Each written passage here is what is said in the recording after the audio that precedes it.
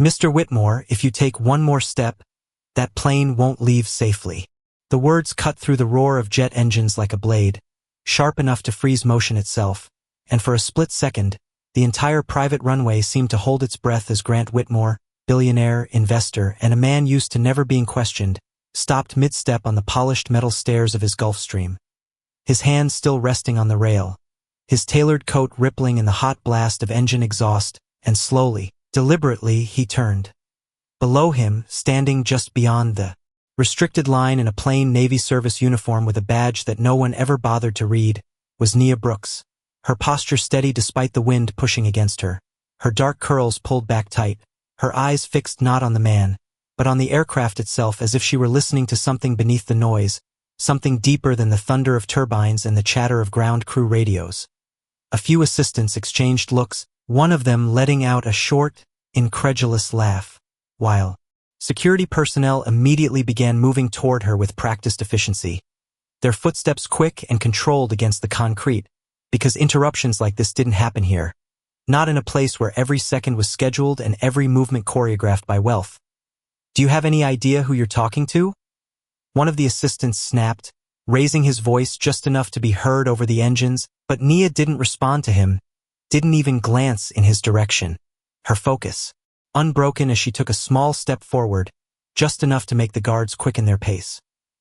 Grant's eyes narrowed slightly, not in anger yet, but in irritation, the kind that came from being delayed, from having his time, his precision, disrupted by someone who clearly did not belong in his world, and when he spoke, his voice was calm, controlled, carrying the weight of someone accustomed to being obeyed. "Who exactly do you think you are?"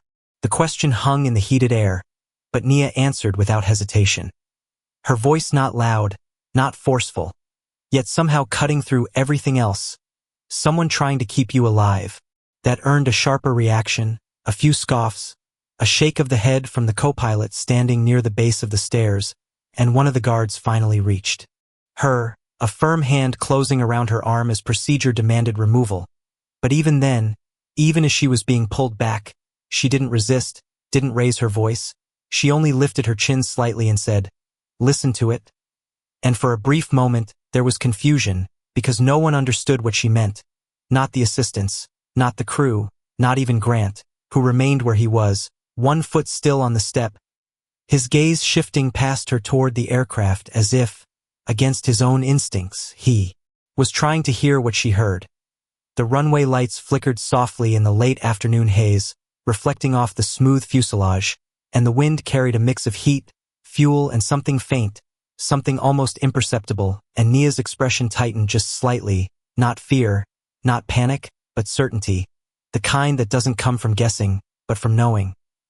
"You're going to be late because of this," the assistant muttered, checking his watch, already annoyed at the disruption, while the pilot signaled that everything was ready, systems green, schedule tight, and the world, Grant's world, was trying to move forward again, trying to ignore the interruption, to push past it like it was nothing more than background noise. But Nia didn't look at them, didn't argue, didn't plead. She simply said one more time, quieter now, almost swallowed by the wind, "Please don't get on that plane," and there was something in the way she said it, something that didn't match her uniform, her position, her place in the hierarchy of this moment, something that didn't ask for attention but demanded to be felt, and Grant Whitmore, a man who had built his empire on instinct as much as calculation, hesitated just long enough for that feeling to settle in. Even as the engines continued to roar and the schedule pressed forward, even as the people around him expected him to dismiss her and keep moving, because in his world, people like Nia Brooks didn't stop flights, they didn't rewrite outcomes, they didn't stand in the path of power and get heard, but for the first time in a long time, something didn't feel as certain as it should have. The grip on Nia Brooks's arm tightened just enough to guide her backward, not rough, but firm in the way that said she had already crossed a line she was never supposed to approach, and yet her eyes never left the aircraft, not even as the distance between her and the boarding stairs grew by a few feet, because what unsettled her was not what she had said, but what she had heard, that faint irregular rhythm buried beneath the thunder of engines, a pattern that did not belong. Around her, the runway returned to motion as if the interruption had already been dismissed. Ground crew resumed their signals. A fuel truck idled at a safe distance, and one of the assistants leaned closer to Grant Whitmore, speaking low but urgent, reminding him of the meeting waiting in Seattle, the investors, the schedule that could not afford delays measured even in minutes. Grant exhaled slowly, his jaw tightening, the hesitation for moments before already fading under the weight of expectation, and he shifted his stance on the stairs, preparing to continue upward, because that was what he always did. Move forward. Trust the systems. Trust the people he paid to. Ensure nothing went wrong. Below, the pilot gave a subtle nod, confirming again that everything checked out, all instruments normal, no alerts, no concerns, and that was enough for everyone else, enough to erase the presence of a young woman in a service uniform who had dared to interrupt a departure that ran like precision machinery. But Nia did not look at them, did not argue with the guard who now stood between her and the aircraft. She only listened, her head tilting slightly as another gust of hot air rolled across the tarmac, carrying with it that same faint signal, a whisper of imbalance that no checklist would catch because it was not written down anywhere. Not in manuals, not in training, only in memory, in long nights spent beside her father in a dimly lit hangar years ago, where she had learned that machines spoke if you were patient enough to hear them.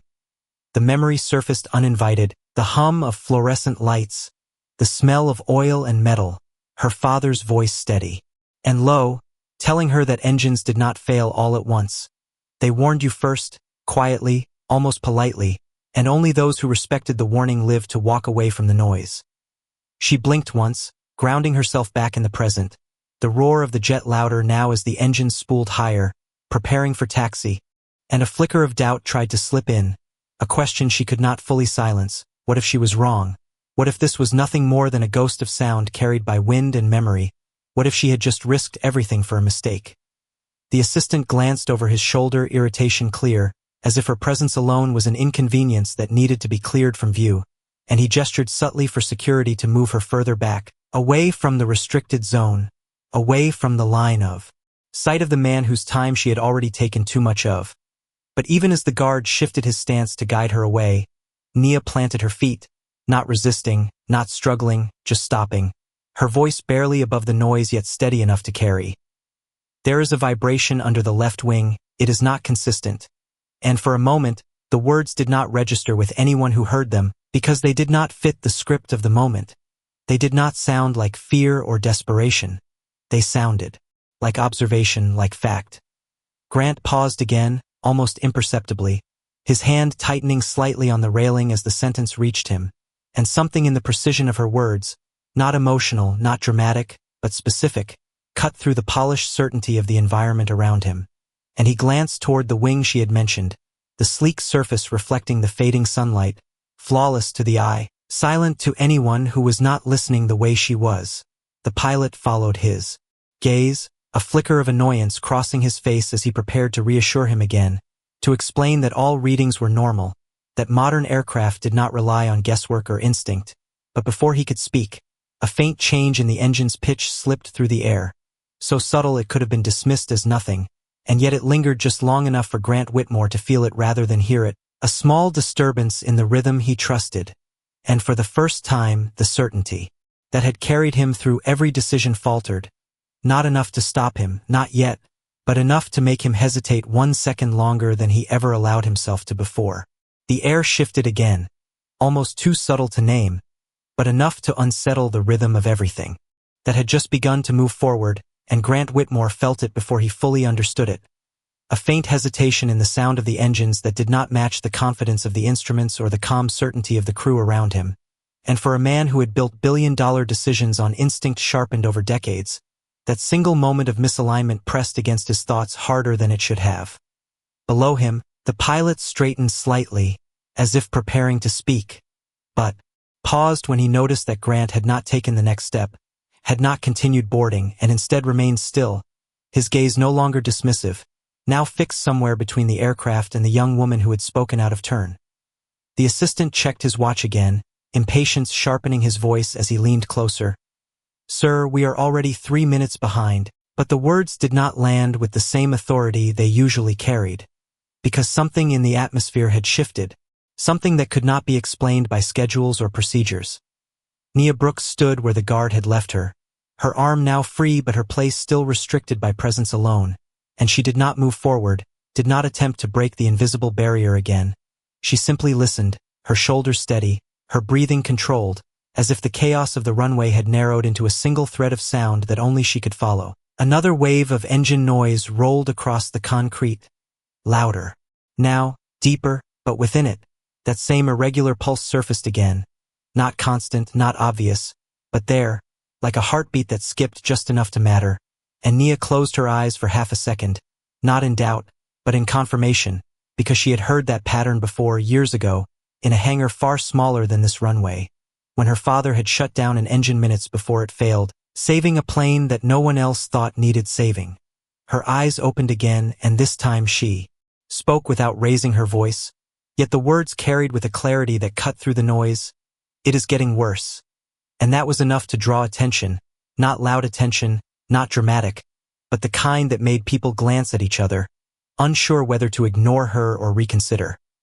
The pilot frowned, a slight crease forming between his brows. As he turned toward the wing she had mentioned earlier, his training telling him to trust the instruments, but his experience reminding him that not everything showed up on a screen, and he hesitated just long enough for doubt to slip in, a small crack in the certainty that had held everything together.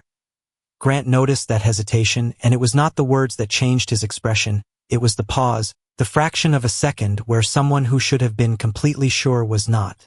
And that was all it took for the weight of the moment to shift. He stepped down one stair, not fully retreating, but no longer moving forward, and the movement alone sent a ripple through the people around him.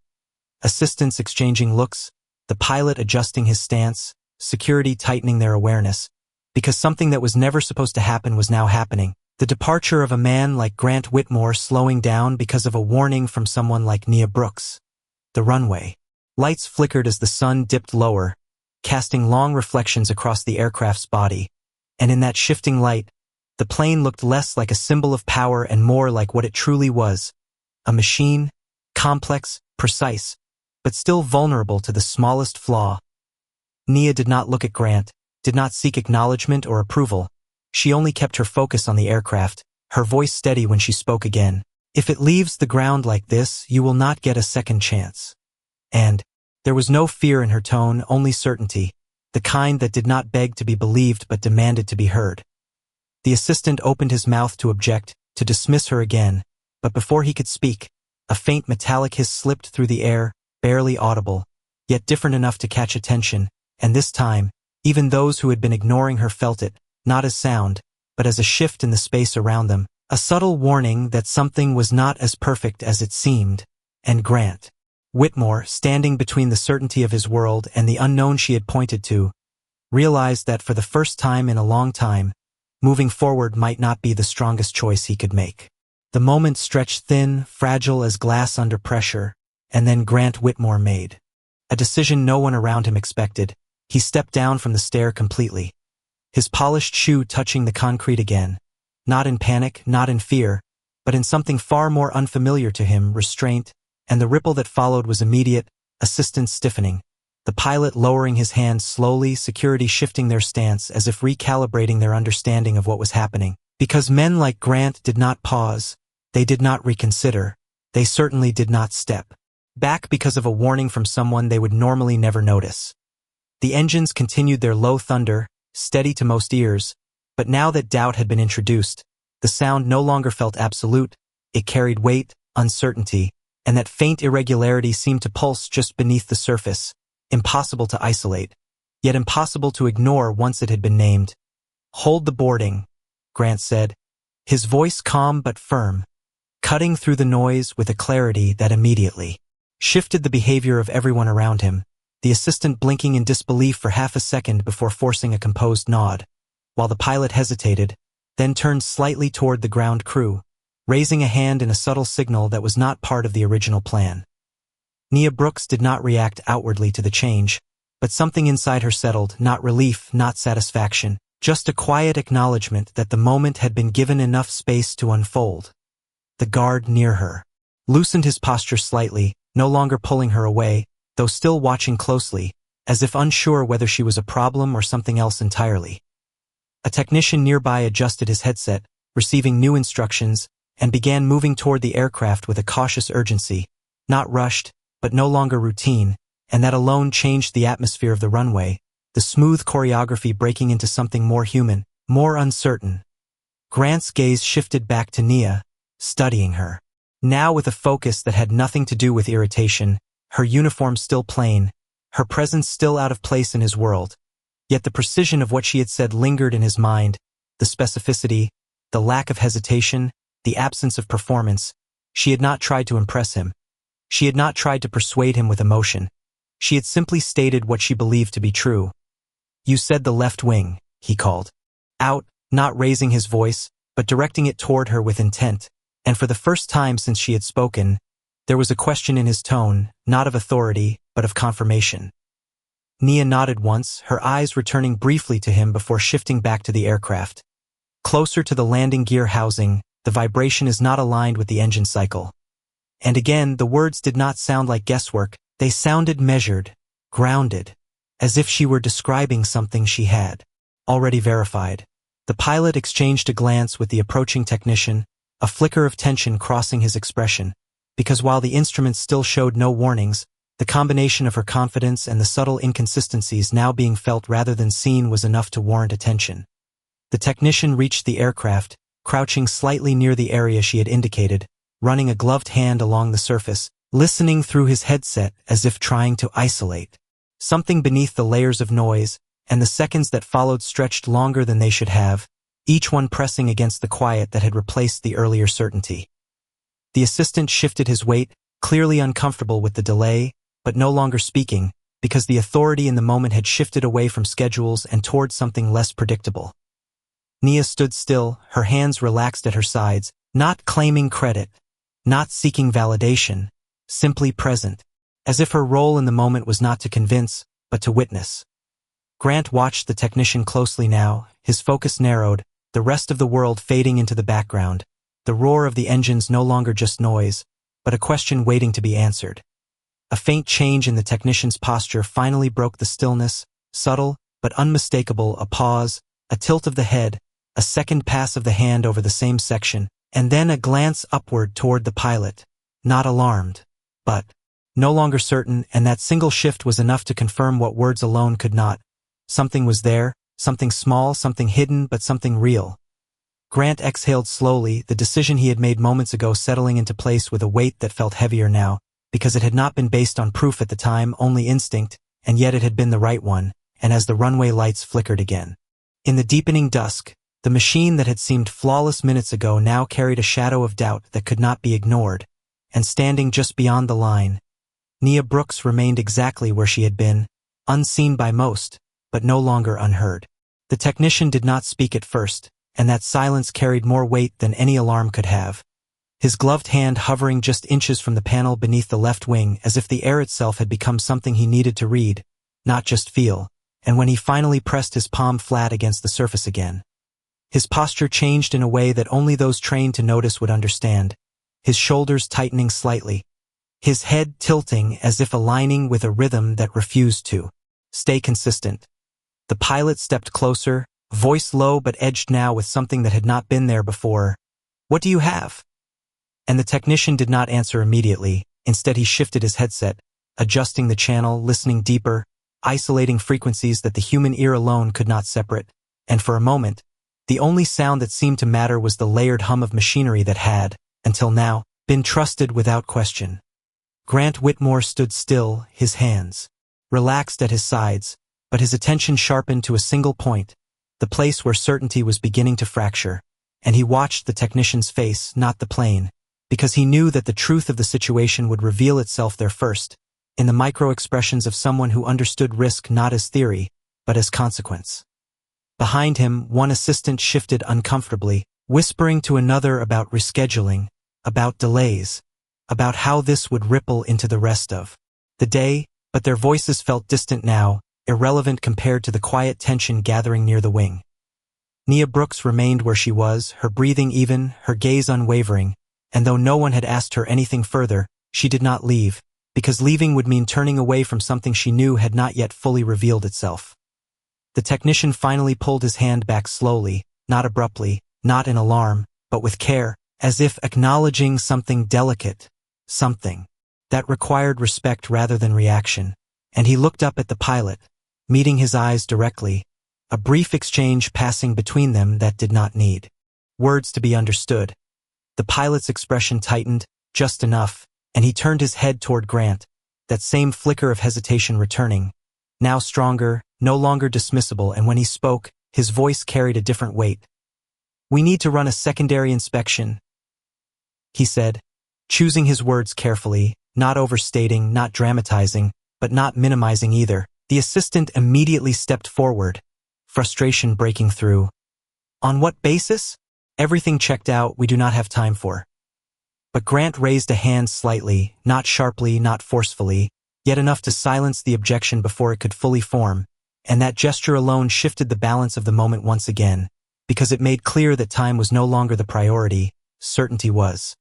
The engines continued their steady rumble, but now that sound felt layered with something else, something unseen but present, like a question that had not yet been answered. Nia's eyes softened just a fraction, not relief, not pride, but recognition, because the pattern she had heard was no longer hers alone. It had entered the awareness of those who could act on it.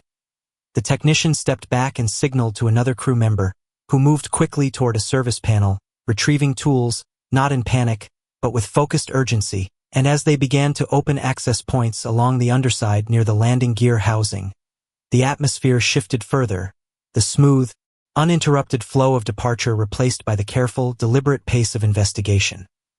Grant took a slow breath, the weight of the moment settling more fully now, because the decision to pause had crossed into something irreversible, the kind of decision that either proved wisdom or exposed doubt, and he glanced briefly toward Nia again, this time not as a disturbance, but as a variable he had not accounted for, one that had altered the course of events with nothing but a sentence. The assistant stepped back reluctantly, checking his watch again, but saying nothing, because the authority in the moment no longer aligned with urgency. It aligned with whatever was unfolding beneath that wing. A faint metallic click echoed as a panel was loosened, followed by a subtle shift in the engine's tone, not louder, not dramatic, but different enough to make the technician pause again, his eyes narrowing slightly as he leaned closer. And then it happened, not an explosion, not a sudden failure, but a confirmation, a small, precise irregularity revealed through the process of inspection. Something that should not have been there. Something that would not have been seen without stopping, without listening, without questioning the assumption that everything was fine. The technician straightened slowly, exhaling through his nose, and looked toward the pilot again, this time with no hesitation at all, and though he did not raise his voice, the certainty in his expression was unmistakable, the kind that carried across distance without needing volume. Grant Whitmore watched that exchange, and in that moment, the abstract warning that had interrupted his day became something tangible, something real, something that could no longer be dismissed as coincidence or instinct alone, and the runway, once a place of controlled movement and predictable outcomes, now felt like a threshold he had nearly crossed without understanding what lay just beyond it, and standing just beyond the line, Nia Brooks did not move, did not speak, because the truth no longer needed her voice to be heard. The confirmation settled over the runway not with noise, but with a quiet shift that seemed to pull the energy out of everything at once, as if the engines themselves understood they had been heard too late, and for a brief moment, no one moved, not because they did not know what to do, but because the realization had to land before action could follow. The technician stepped back from the open panel, removing his headset slowly, his expression no longer uncertain, no longer searching, but resolved, and when he spoke, it was not loud, not dramatic, yet it carried across the distance with the weight of finality. "There is structural stress building in the hydraulic assembly, it would not have held under full load." And the words did not echo, they sank deep into the awareness of everyone present. The pilot closed his eyes for half a second, not in frustration, but in recalibration, then nodded once, turning immediately to issue commands into his radio. His tone now precise, controlled, but edged with urgency that had nothing to do with schedule anymore, only safety. Assistants fell silent, their earlier impatience dissolving into something quieter, something closer to unease, because the delay they had resisted had just revealed itself as the only thing that had prevented something far worse than inconvenience. Grant Whitmore stood still, his posture unchanged, but the meaning of his stillness had shifted entirely, no longer a pause, but a recognition, and he looked at the aircraft again, not as an extension of control, but as a system that had nearly failed without warning to anyone except the one person no one had thought to listen to. The runway lights glowed brighter now as the sun dipped lower, casting long shadows across the concrete, and in that dimming light, the scene felt stripped of its earlier certainty, reduced to something more honest, more fragile. Nia Brooks did not step forward, did not speak. She simply lowered her gaze for a moment, exhaling quietly as the tension that had held her steady began to release, not all at once, but gradually, like a thread unwinding, because she had done what she needed to do, and the outcome no longer depended on her voice.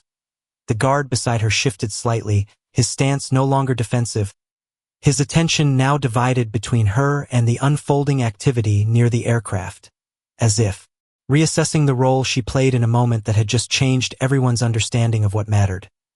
Grant finally moved, not toward the plane, but away from it, descending the last step completely and turning back onto the runway. His shoes striking the concrete with a quiet finality that marked the end of a decision he would not revisit, and as he walked a few steps forward, his gaze found Nia again, not by chance, but by intention. There was no anger in his expression now, no trace of the earlier irritation, only a measured focus, the kind that comes when something challenges the foundation of how a person sees the world. The engines began to power down, their roar softening into a lower hum, the sound no longer dominating the space, allowing other noises to emerge, footsteps, radios, the distant clink of tools, and in that quieter environment, the absence of disaster felt almost as loud as any alarm could have been. Grant stopped a few feet from where Nia stood, the invisible line that had separated them earlier still present, but no longer reinforced by dismissal or authority, and for a moment, neither of them spoke because words were not the first thing required here. Understanding was. Nia lifted her eyes to meet his, calm, steady, unchanged by what had just happened, and in that brief exchange, something passed between them that did not need explanation, a recognition not of status, not of power, but of truth, the kind that stands on its own whether it is acknowledged or not. The runway behind them remained active, controlled, the problem now being handled by those trained to resolve it. But the moment itself had already done its work, it had shifted perspective, redirected outcome, and left behind a silence that felt heavier than the noise that had come before. And in that silence, Grant Whitmore understood something he had not planned to learn that day, that certainty without listening was not strength, and that sometimes the most important voice in the room is the one everyone is used to ignoring. Grant Whitmore did not speak immediately, and that silence was not hesitation anymore, it was evaluation, the kind that stripped away assumption and replaced it with something slower, heavier, more deliberate, and as he stood facing Nia Brooks, the distance between them felt different now, not defined by status or access, but by understanding that had not existed minutes ago. The hum of the engines continued to fade behind him, replaced by the controlled movement of technicians working through the exposed panel beneath the wing, their voices low, focused, no longer routine, because what they had found required attention beyond checklist and schedule. Grant studied her for a moment longer, not searching for weakness, not looking for explanation to dismiss, but trying to reconcile how someone positioned so far outside his usual field of trust had seen something his entire system had missed, and when he finally spoke, his voice was quieter than before, but carried more weight. How did you know? And it was not a challenge, not an accusation, it was a question he did not already have the answer to. Nia did not rush to respond, she did not shift her posture or step forward. She simply held his gaze for a brief second before looking back toward the aircraft, as if the answer was not about her, but about what had just happened. "I listened," she said, and the simplicity of it landed harder than any technical explanation could have, because it revealed the gap not in knowledge, but in attention. Grant's brow tightened slightly, not in confusion but in recognition, because he understood systems, he understood risk, but listening in the way she meant was not something his world prioritized when numbers and instruments already claimed certainty. Behind him, one of the assistants finally spoke again, more carefully this time. "Sir, we can have another aircraft ready within the hour." But the suggestion felt premature, almost misplaced, as if trying to move past something that had not yet fully settled. Grant did not turn to acknowledge him, his focus still on Nia, because the question had not been fully answered in the way he needed it to be. "That is not something you guess," he continued, his tone steady, not pressing, but probing, and Nia nodded once, acknowledging the truth in that statement without defensiveness. It is not guessing, she replied, her voice calm. Engines and systems, they have patterns. When something is off, it does not shout first, it shifts, just enough that if you are not paying attention, you miss it. And as she spoke, there was no attempt to impress, no technical jargon layered to elevate her position, just clarity, grounded in experience. Grant glanced briefly toward the aircraft again, watching the technicians now working deeper into the inspection, tools moving with precision, and he realized that everything around him had always been designed to reduce uncertainty, to eliminate doubt through layers of expertise and technology. Yet all of it had nearly overlooked something that required nothing more than presence and attention to detect. "Where did you learn that?" he asked, and this time, the question carried something else beneath it, not just curiosity, but a quiet respect forming in real time. Nia's expression softened slightly, not with emotion that needed to be displayed, but with memory. "My father worked on aircraft," she said. "Not like this, smaller hangars, older systems, but he used to tell me that machines give you a chance to listen before they fail. Most people just do not take it." And for a moment, the noise of the runway seemed to fall even further away, replaced by the weight of that simple truth. Grant absorbed the words without interruption, his mind moving through them in a way that had nothing to do with business or strategy, but with perspective, because the idea that something so critical could be missed not from lack of knowledge, but from lack of listening, unsettled him more than the mechanical issue itself. The assistant remained silent now, no longer pushing the schedule, because the tone of the moment had shifted beyond urgency into something more reflective, more grounded. Nia did not add anything further. She did not expand on her story or seek acknowledgement. She simply stood there, present, as if her role in the moment had always been temporary, and now that it had passed, she was already stepping back from it in her mind. Grant took a slow breath, the air cooler now as the engines powered down completely, and he looked at her. Again, this time without the barrier that had existed before, because whatever separation had been defined by status had been interrupted by something far more equalizing, truth recognized in time. "You stayed," he said quietly, almost to himself, but she heard it and nodded once. "Because you did not listen the first time?"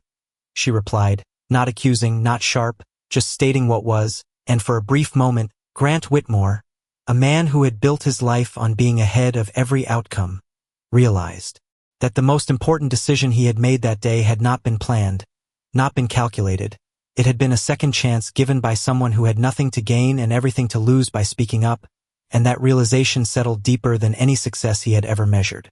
The space between them held steady, not tense anymore, but filled with something quieter, something that did not need to prove itself, and Grant Whitmore shifted his weight slightly as the realization of what had just unfolded settled deeper than he expected.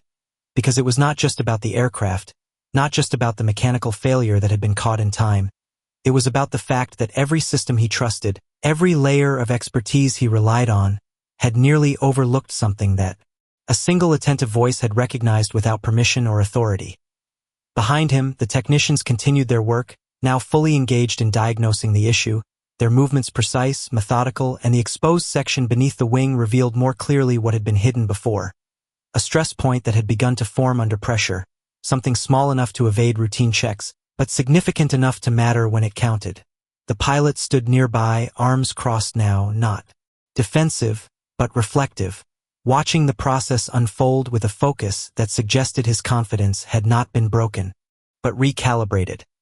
Grant glanced toward him briefly, then back to Nia, as if confirming that what had just happened was not an isolated perception, but a shared reality.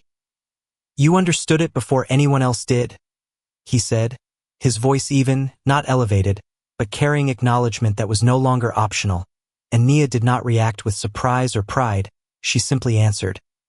"I heard something that did not belong," and the phrasing itself carried a clarity that cut through complexity, reducing the moment to its simplest truth. Grant nodded slowly, absorbing that, and for the first time, the structure of his world, built on efficiency and control, felt incomplete in a way he had not allowed himself to consider before. One of the assistants approached again, more carefully this time, his tone measured. "Sir, the replacement aircraft is being prepared. We can have you airborne within 45 minutes. But Grant did not respond immediately, because leaving now, even on another plane, felt like moving past something that had not yet fully resolved itself. Instead, he turned slightly toward the aircraft once more, watching the technicians as they spoke quietly among themselves, one of them pointing to a specific component, explaining something that caused the others to nod, and the clarity of their agreement confirmed what had already been understood without needing to be announced. The runway lights cast a steady glow now, the sky dimming into early evening, and the atmosphere had shifted entirely from urgency to awareness, from movement to stillness. Nia remained where she was, her presence no longer questioned, but not elevated either, simply accepted, as if she had always belonged in the moment even if no one had expected it. Grant took a step closer, closing part of the distance that had separated them earlier, not as a gesture of dominance, but of recognition, and when he spoke again, his tone carried something that had not been there before, not authority, not command, but respect earned in real time. You prevented something that should not have been missed, and the weight of that statement settled between them. Nia met his gaze briefly, then looked away toward the aircraft again. "I just did not ignore it," she said, and there was no emphasis in her voice, no attempt to claim responsibility beyond what was true. Grant exhaled quietly, the simplicity of her response reinforcing what he had already begun to understand, that the difference had not been expertise alone, but attention, the willingness to pause, to question, to listen when everything else said to move forward. Behind them, the engines were fully silent now, the aircraft no longer a symbol of departure, but a reminder of how close things had come to unfolding differently. The assistant remained nearby, waiting, no longer pushing, because even he understood that this moment was not about schedule anymore. Grant glanced once more at the aircraft, then back at Nia, and for a brief second, the contrast between them, wealth and simplicity, power and invisibility, felt irrelevant compared to what had just been revealed. "What happens next?" he said quietly, not as a demand, but as a question shaped by a perspective that had shifted, and Nia did not answer immediately, her eyes following the technicians as they secured the open panel, confirming the issue had been contained, and then she said, "Now they fix what was almost ignored." And the words carried a finality that did not need elaboration. The runway remained calm, the process underway, and the moment that had begun with interruption had resolved into something far more significant, a correction not just of a machine, but of attention itself, and as the evening settled over the airfield, Grant Whitmore stood still, understanding that what had been changed could not be undone, not in the aircraft, and not in the way he would listen from that point forward. The runway had settled into a quiet rhythm again, but it was no longer the same kind of quiet that had existed before. This one carried memory, awareness, and something unspoken that lingered in the air long after the engines had gone still, and Grant Whitmore remained where he was for a moment longer, his gaze drifting once more toward the aircraft that had been moments away from departure, now grounded not by failure, but by attention given just in time. The technicians had begun sealing the panel beneath the wing, their movements steady, confident now that the issue had been identified and contained, their quiet conversations blending into the background like a language of precision and correction, and the pilot stood nearby, watching with a composed stillness that suggested trust had not been broken, but refined. Behind them, the assistant finally stepped away to make arrangements for the alternate flight, his voice low into his phone, no longer impatient, no longer pushing, because even he understood that what had happened could not be rushed past. Nia Brooks shifted her weight slightly, the tension that had held her in place now fully released, her shoulders easing, her breath settling into something natural again, and she glanced once more at the aircraft, not to confirm anything, but to close the moment in her own way, as if listening one last time for the silence that now felt right. Grant turned toward her again, and this time there was no hesitation, no barrier left to cross, just a recognition that had already been earned, and he stepped forward, closing the remaining distance until they stood within a few feet of each other, the space between them no longer defined by who belonged where. "You could have walked away," he said, his voice quieter now, not directed at an audience, not meant to carry beyond the moment, just meant to be heard by her, and Nia met his gaze for a brief second before answering. "I almost did," she admitted, her tone honest, without weight, without drama, just truth. "But then I heard it again." And that was all she offered, because it was enough.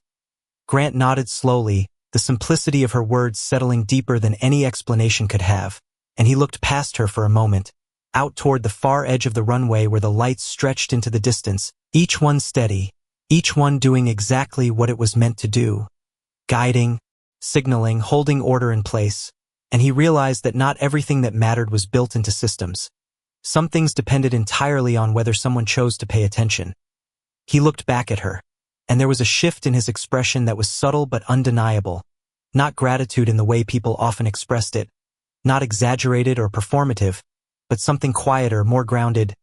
"Thank you," he said, and the words carried no excess, no decoration, just weight, because they were not given lightly. Nia inclined her head slightly, acknowledging it without lingering, because she did not need anything more from the moment, not recognition, not reward, just the knowledge that what she had heard had been enough to change what would have happened. The guard nearby stepped back a half step, no longer positioned between them, just present, observing, as if the need for separation had quietly dissolved. A soft breeze moved across the runway, cooler now as evening settled in, carrying with it the absence of urgency, the absence of what might have been, and in that stillness, the outcome felt almost invisible, as if nothing had happened at all, and yet everything had. Grant glanced once more at the aircraft, now secured, no longer a question, and then back at Nia, understanding that the moment did not need to extend beyond this. It had already done what it was meant to do. She stepped back first, a small movement, but intentional, returning herself to the space she had come from, not retreating, not diminishing, just resuming the quiet role she had always held. And as she turned to leave, her footsteps light against the concrete. There was no announcement, no acknowledgement from the others, just the continuation of a world that had nearly moved past something it did not see. Grant remained where he was, watching for a second longer than he needed to, not to stop her, not to call her back, but simply to recognize that the most important presence in that moment had never belonged to the center of attention. And as the last of the daylight faded and the runway lights held steady against the dark, the silence that followed did not feel empty. It felt complete, like something had been corrected not just in the machine, but in the way the world chose to listen.